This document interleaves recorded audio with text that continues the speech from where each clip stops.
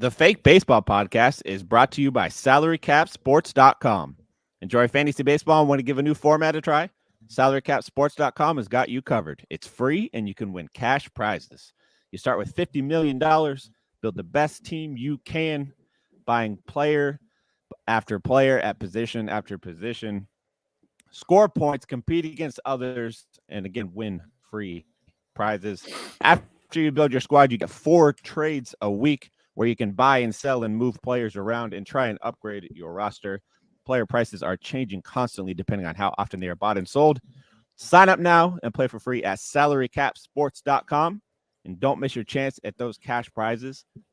That is SalaryCapSports.com. Happy Friday to those of you in the live. It is Blake Meyer back again with another episode with my man Dylan Lydell. Dylan, how are you doing on this kind of beautiful Friday today?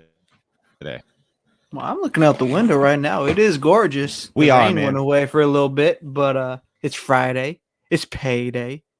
It's the weekend now. It's a great day. You damn right, man. And I'm about to head out on a little vacay this weekend. The kids are heading out elsewhere, and me and the girlfriend, Tyler, are about to head out to a little Airbnb that we got for the weekend. Gonna do hit the casino. We're gonna have some drinks. We'll go ahead and hit some antique stores, all that kind of stuff. Let's just, fun old and people when you shit. retirement on the slots? Dude, I hope so. I'll retire from the day job and just do this full time. I would be the happiest man in the world. But let's hope. We would like to do I don't want to say a quick episode. It'll be like a half-hour episode, right around what we normally do. And we want to talk about injured players during your fantasy baseball draft. Many people have different views on how you should and shouldn't handle them.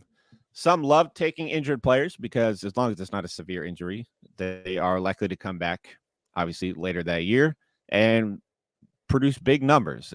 If they're an elite player, some people like to avoid them altogether because they don't like to feel like they're falling behind at the end of the year because the person they drafted to be a starter on their team is just not playing. So we figured we would cover some of the more prominent names in the baseball and fantasy baseball world that are injured currently and just kind of our thoughts on it, the outlook, where they went in our TGFBI drafts and how we feel about them moving forward. For me, in my TGFBI draft, right now, we're currently in the 18th round. We are fucking cooking. 18th I wish round, I knew the started feeling. slow. Dude, what round are you in? 10. Bad. A bunch of slow pokes. Snoozers. Like this guy, I'm not going to say names, but he's active. He's in the lobby, got the green light. Homie's just been in here for 45 minutes, not doing a damn thing. Like, okay, whatever. I just wish people can move this thing along, man. It is what it is. It's what can you do? The downside of slow drafts. I get it. I know there's a lot of people out there that are like, "Oh, it's a slow draft. It is what it is. Like, deal with it. It's not a big deal." It truly blah, blah, is, but I get that. You also want to slap these people sometimes too when they're just staring at their screen. I do too, because I mean, we only had one person in our league that was very slow, and they were like very, very slow. Not as slow as the person in your league, but still, their average pick time was almost 2 hours, which is nuts. And they ended up yesterday. They just every time they're not around, they set theirs to auto draft. So I think they filled their queue up with people they wanted and set theirs to auto draft. And so even when it gets to their turn, if they're busy or whatever, just picks for them, which is helpful to all of us because I have a very active draft. Like, there's a lot of people in my draft all the time. The chat's popping off. People talking about rosters, teams, players, all that. Shout out to any of you guys that are watching this live that are in my draft. I know a few of you commented on some of my stuff on Twitter today, so appreciate y'all. Cannot wait for this draft to go down. Yeah, so just getting right into it. I think the very first one that seems to pop up on people's draft boards is Gunnar Henderson. Obviously a very highly rated prospect. Killed it last year as a rookie, going into his second year. He was primed for a crazy good season. Typically going in like the second or third or fourth round. Very high pick. And then it was announced that he had an oblique injury, which is an absolute killer, especially in terms of power. Dylan, in your TGFBI league, where did Gunnar Henderson go, and kind of what were your thoughts on whether or not you would have drafted him? Or I'm looking here now. He went right in the middle of the third in mine. He was off the board 2 picks right before I was about to wrap back around. I ended up picking Bichette. I probably would have ended up sticking with Bichette over Gunnar just because during that too, he was already having the injury concern. Bichette's, he's one of the premier hitters in the league already. Just wanted the security blanket and the safety. If I really had the choice between the two, I probably still would have stuck with Bichette. I think it really depends, though, kind of what you're opening up with about like how people like to manage injuries and where they like to take their shots on them. It really just depends on the player and how you plan out to build the rest of your team. I think me personally, I like taking a little bit more security early, just making sure I have my guys to build around. But as I've gotten a little bit deeper into it, I've taken the flyers and the shots on the guys that have been hurt or coming off a better season that people aren't looking that deep into, kind of overlooking a little bit. I'll take the flyer on them a little bit early, but later. But early on, I like to stick to the safe guns. Yeah, that's a good strategy. With Gunnar, I don't want to say I was out on Gunnar. Just the injury scared me enough that I didn't consider drafting him. Just I'm very adamant about, if you're going to win your draft, you don't want to take too many risky plays early on. You really need your first few rounds to pan out for you. And so trying to draft a hitter that already has trouble hitting lefties, not that has anything to do with his oblique, but now he's got an oblique injury, which, let's be honest, oblique might be one of the worst injuries for a hitter out there. It affects a lot of different things. That goes away quick. Yeah. It saps their power. Power and speed, which is a big part of his game too. Yeah, and so in my draft, Gunnar Henderson went in the second round, which is, first of all, bold. Like, good on you for taking Gunnar Henderson in the second round. That's a bold move. But taking him the second round when he was already hurt before our draft started is a little wild, because he somehow managed to get an oblique injury and then go earlier, which is weird. So I don't know, maybe they're hoping he gets over it soon and it won't be that bad, but oblique isn't the kind of injury that you get over quickly. No. So for me on a Gunnar Henderson, I was out on him that early, but I do have caveats to all these. If Gunnar Henderson falls to the 6th round, I'm drafting Gunnar Henderson. That's exactly, those are getting more towards the middle rounds, early to middle. Like, that's the, type of time you start taking those chances and rolling the dice a little bit. Yeah, they fall, like those earlier guys, they fall 2, 3, 4 rounds. It starts to be more and more enticing to pick them, because granted, maybe he's better by June.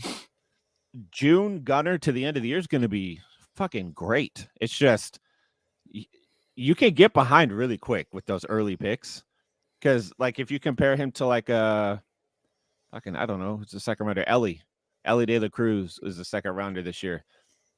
You're getting 2 months of Elly De La Cruz stats, and then Gunnar Henderson starts playing after that. Ellie's already got such a huge lead. Like, you're already so far behind all of those stats that Ellie's going to put up. And 2 months isn't the time frame for Gunnar, just an FYI, but you're already like that many counting stats behind somebody that you could have taken instead. That can be really hard to make up. So yeah, and as much shit as I talked on Elly this year, that was a hard choice I had to make in the second round too. I went with Devers over Elly, but I didn't think I'd be making such a hard decision as much, as as much as I've talked about him, but it was a tough one. That was the same. Like, I just know Rafael Devers is the safety blanket. Absolutely. Uncle Ted, what up, Uncle Ted in the chat? This man is everywhere. He said Kobe Mayo's value should rocket. I agree.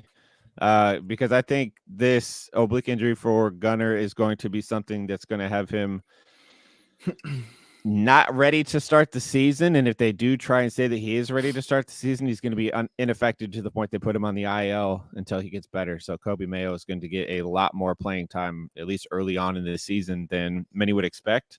And Kobe Mayo is great, dude. He's got good power. He has good bat to ball skills. He just needs playing time at the major league level, and I think he gets it this year. So yeah, the Kobe Mayo rocket is in motion.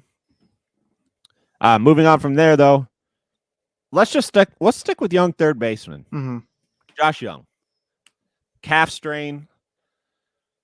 Weirdly enough, in my draft, nobody was scared of Gunnar Henderson's oblique, but Josh Young managed to fall to the 11th round in my draft, which is like 4 rounds later than he's typically going. Yeah. Got a huge discount on him, and it's a calf strain. They said they shut him down for 2 to 3 weeks, and then they're going to reevaluate and go from there. So it is kind of a little bit of a question mark. Right. Does the calf strain actually, let me rephrase it. Does a calf strain with an unknown severity in Josh Young worry you as much as Gunnar's oblique does right now? No, so yeah, I'll take the Young in 11th over the Gunnar in the 2nd. Yeah, I'll take the Josh Young for sure. Calf, I think is a little bit more treatable than an oblique is just to begin with. But then when you're talking about round compensation and all of that, like, yeah, I'm taking Josh Young for sure. And then that also gives you enough time to like supplement the rest of your team with backups to have, or I mean, maybe you just go, I don't know what that guy ended up doing. You already know he's hurt. You just go back to back third baseman, fill him, or not back to back, but close enough. Just get that spot filled for the time being. And I think with somebody like Josh Young, you could slide him in at DH in Texas for a little bit to kind of keep him off those legs playing defense and those types of things. So the calf strain could obviously it might affect the power a little bit. It'll affect the swing a little bit. It'll affect the running a little bit. Maybe he can't leg out some of those doubles, like those close doubles. Maybe he's got to keep him to singles. But if they want to try and let him play through it, he can play some DH and still get at bats because, I mean, this is a fantasy baseball podcast. I don't give a fuck if any of the players on my team play a single inning in the field. I mean, granted, I do for like position eligibility sake, but outside of that, like Josh Young making 3 diving catches at third base in a row does absolutely nothing for me. You get 0 points for that, FYI. Baseball. Yeah. Yeah. So if they just want to slot him in a DH and let him get his ABs, that's still a possibility. And I feel like a calf strain is much easier to just shut him down for, like they're shutting him down for 3 weeks right now. Shut him down for 3 weeks. There's a higher likelihood that his calf is going to be healed enough to play opening day than there is shutting Gunnar Henderson and his oblique down for 3 weeks and then reevaluating and seeing where he's at. So it sounds like we're both kind of on team. Like Josh Young might still be good to. He's still in the clear. Like if you want to draft Josh Young, I feel it. Like even I don't even know his ADP off the top of my head. I swear it's like the 7th round. I'm still okay taking a current Josh Young in the 7th round. I'm still okay with it, even with the injury, because I think that's late enough that you can still get okay value out of him over the course of the year. It's not letting me filter on that. So yeah, Josh Young, I think he's still okay. I regret not picking him in my draft. ADP 109, 110. Yes, on a 15 team league, that's like 7th round. Yeah, he went in the 9th in mine. That's that's doing it. That's fine. Oh, yeah, so like two round drop there. He went in the 11th in mine. He's been my biggest draft regret so far. I was actually going to take him the round that he got auto drafted in too. I was talking to Yancey about it. Shout out Yancey. I mentioned drafting Josh Young, and then he literally got picked after I mentioned him, which I should have just I have not Yeah. gotten sniped. I maybe once or twice, but for the most part, I've been getting my guys. It's been a lot of See, fun. I've gotten a lot of my guys. I got sniped one time. I don't remember who it was. Yeah, But I was looking at the draft before I got on here. Parker Meadows is my guy this year. We've talked about him multiple times. I've written about him twice so far. Parker Meadows is my dude this year. mm-hmm. Somebody just fucking picked Parker Meadows like 2 picks ago in my league. Ah, You had to And scroll you're- really fucking far to find Parker Meadows on the draft board. And somebody fucking got him. So that one actually hurt a little bit, which sucked. But yeah, that's the only one so far that's hurt. Other than that, I think Yancey sniped me on one. I don't even remember who it was. I sniped him multiple times, but I don't the feel that only bad. one, I mean, Julio somehow falling to 5 and me maybe getting myself excited for the chance of him being there at 9. But other than that, Maybe a little bit. I've been good. Yeah. All right. I think these next 2 guys we can kind of lump together. I guess kind of like Gunnar and Josh. But both Walker Buehler of the Dodgers and Shane Baz of the Tampa Bay Rays are coming back from, was it 2022 Tommy John surgeries? 22s, yeah, I believe. It's been a while since either of them have pitched. And neither of them is currently hurt, but they both are getting eased back into the flow of things. So they went from tempting draft choices to iffy guys that you're not sure about. For me, Baz went in the 16th round and Buehler went in the 12th. They both fell pretty significantly before they got taken. My thing is, I don't think either of them pitches before June. So again, neither of them are hurt, like technically hurt at the moment, but neither of them is probably going to pitch before June. Are you as hesitant with them, or do you think like with like a 12th and a 16th round pick, they could still be? They're still good value picks because from June on they could be great. Shit. Boz, I don't know as much about coming off Tommy John. You would think, yeah, since 22, that's plenty of time to recover. I haven't looked into him as much, but 16th round, sure, go for it. I mean, you're kind of in the middle of your draft. Like, why not? You're kind of taking whoever you are appealed to, anyways. Walker Buehler, though, I think I'm a bit more optimistic on. I've been looking into him a little bit more. A lot of the stuff coming out of Dodgers camp and like people that follow the Dodgers, they're saying he looks really good. He was sitting low 90s and then bumped it up to 95, 96, I believe, in his last live AB bullpen. They're saying that he might be able to find the bump before May or like around May, late April, early May.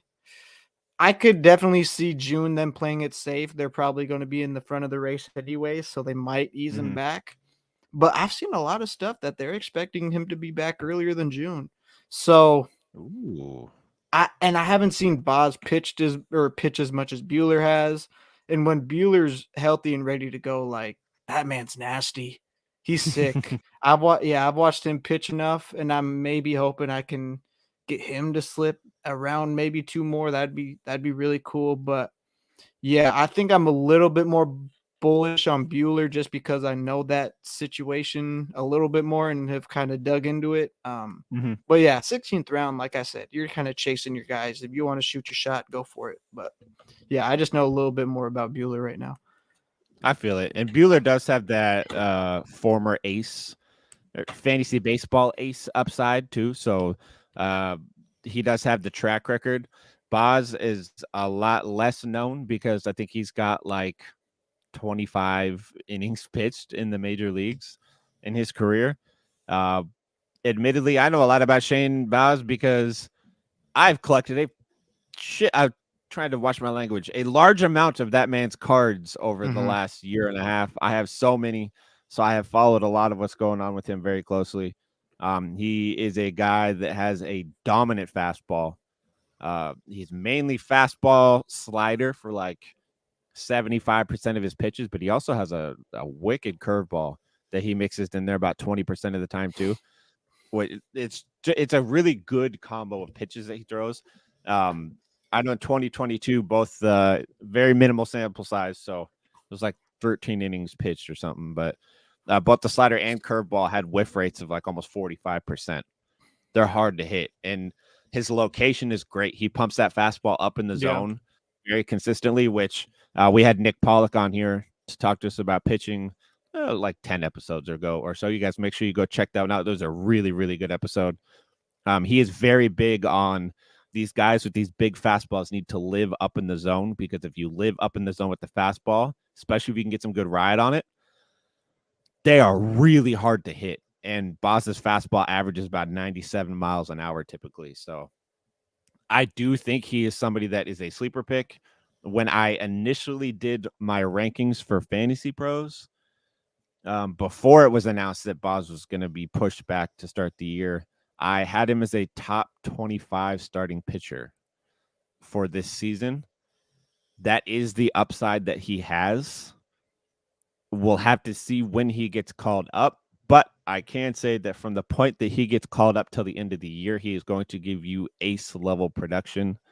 He is a physically gifted young flamethrower, and Tampa Bay does a really good job developing pitching. So when you have a guy that's already very, very physically gifted in the pitching department, and you put him with the Tampa Bay Rays for his whole career to let develop, it cannot be stated enough how good this kid is going to be when he gets the chance again. So, like for me, 16th round, I only didn't take him. Now that I've talked up, I didn't take him because he went one before I feasibly could take him, because I went very pitcher heavy there for a while in my draft. So I only have like 2 pitcher spots left available.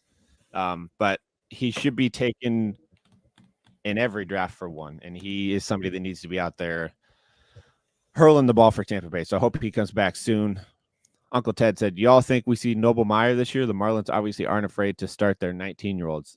Yeah, I think we do. I think Yuri Perez may have worked out so well for them last year that they're like, you know what? Fuck it. Let's let Noble Meyer get a run at it. He's really, really good as well. First round pick, if I remember correctly. Mm-hmm. Yep. Dude's just nasty. And then, I mean, even shout out to Myers. Like, we're coming up big lately in the sports world. Max Meyer as well for the Marlins. I think Max Meyer gets a rotation spot this year.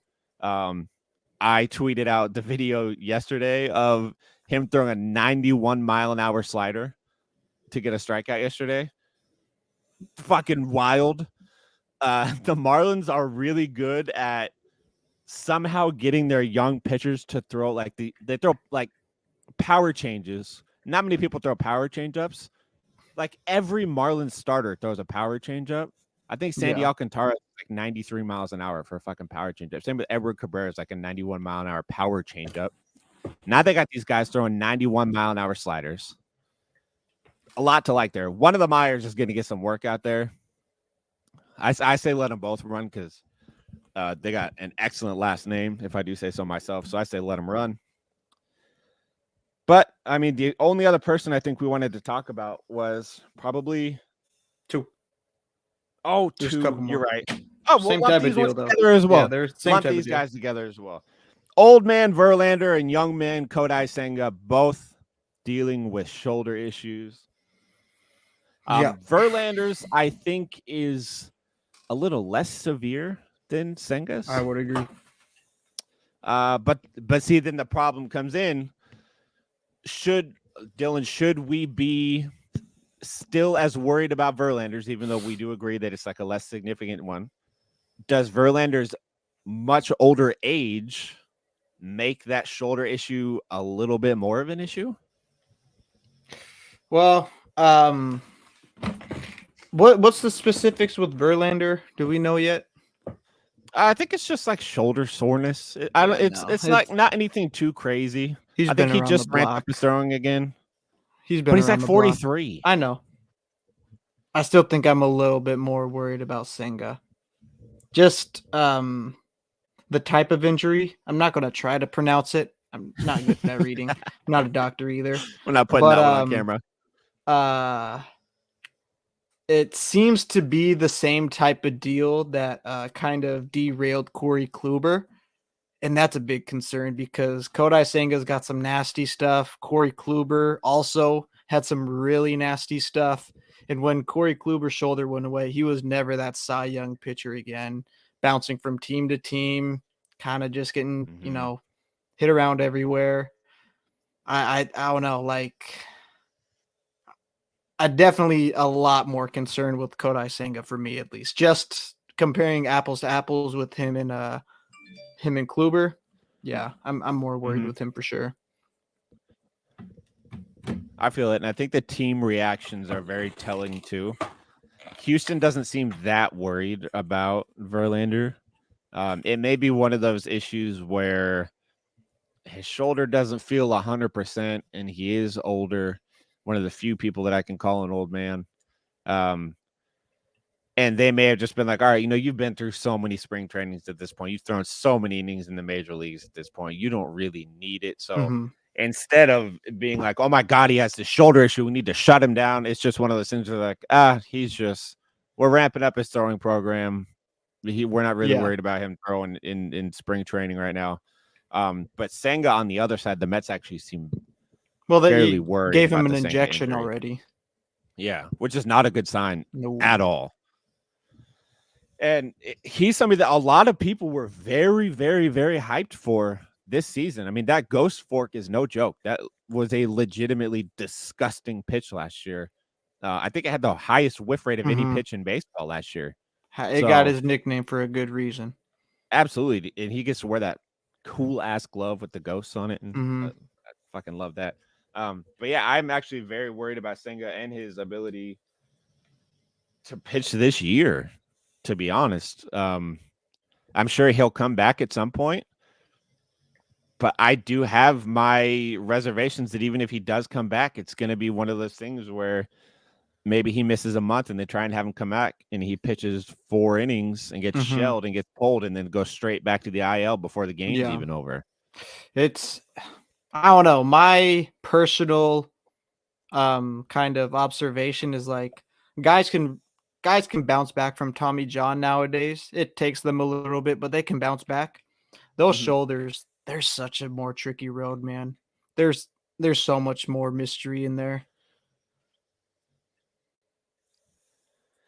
Yeah, and much like we were talking about obliques for hitters. I mean, obliques suck for a pitcher too, but shoulders are up there with elbows for about as bad as it can get for a pitcher in terms of injuries, especially one at this level. Corey Kluber went from Klubot to Hubot after he got hurt. Like, he just was never the same.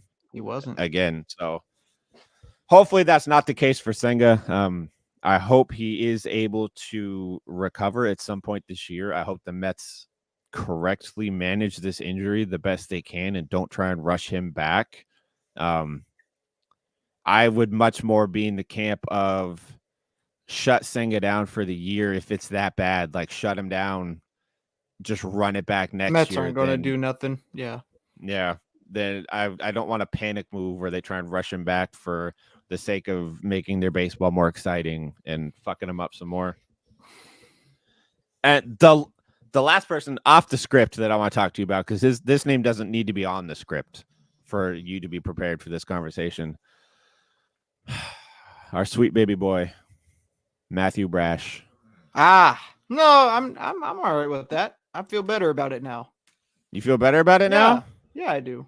Why you feel better about it? I mean, the results came back. People from the team, they're just saying it's some inflammation. Calm him down, and he's going to start throwing again this week. It sounds like getting back into it. We're good.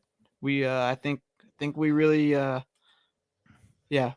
we got ourselves off the hook with that one. I think. I hope so. Inflammation is not a great. It's not the best, but it's better than the surgeon down for the season. Yeah, it's better than the surgeon coming back and saying, no, it's not good. He didn't need a shot. He didn't need a shot or anything. I think it was the best news that they could have hoped for. That's a good point. I'll agree with you there. I think it is the best news they could have got because I was worried that he really was going to be shut down for the entirety of the season, and That would that have been would huge. have been devastating. Yeah. Because Santos's arm still isn't great. He's still working his way back. Mm-hmm. And the main reason that was okay was because because the Mariners had Brash. So it's okay if Santos takes some more time because they still have Brash, so they're okay. The Santos thing becomes more of an issue if all of a sudden Brash is an issue as well. If you have neither of them, Yeah. I love the Sauce God, but Saucedo is not going to be the 8th inning guy to Munoz's 9th inning closeout specialist. We just can't have that. I think that's another thing that bothers me too. It's not even more so. We only got 2 lefties on the whole damn staff, don't we? Yeah, we do, which is not a good That thing at all. bothers me so much. And especially not having one in the starting rotation, only having a couple guys in relief. And that means Sauce and Spire, they're not power arms.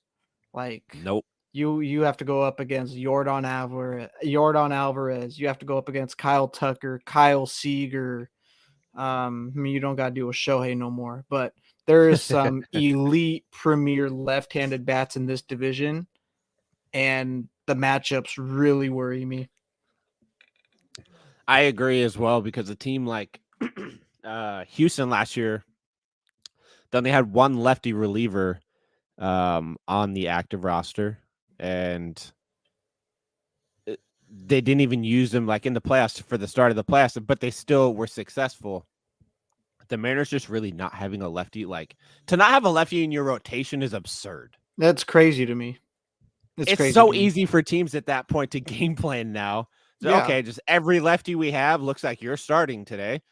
That makes it very, very easy because the relievers we run out are going to be righties, and the guys, the starters are going to be righties as well. So, yeah, it's a lot of gross stuff like that all the guys have, but it's just like you need something from the other side too. That it changes a lot. It changes your vision. But one thing that shouldn't change your vision is how much we appreciate you guys and how much you guys have helped us climb up these podcast rankings charts, which we appreciate more than we could ever put into words. We are still in the top 100 in both the U.S. and Canada on the Apple Podcast Fantasy Sports charts. So we appreciate you guys very much. If you guys could please leave a 5-star rating and review on Apple Podcast for us, that goes a long way to helping us continue to climb. If you guys could follow us on all of our socials at Fake Baseball or at Fake Baseball Pod, depending where you at. Subscribe on the YouTube. Follow us on Twitter as well at Balake with 2 H's and at DLidell_09. And we will catch you guys next time.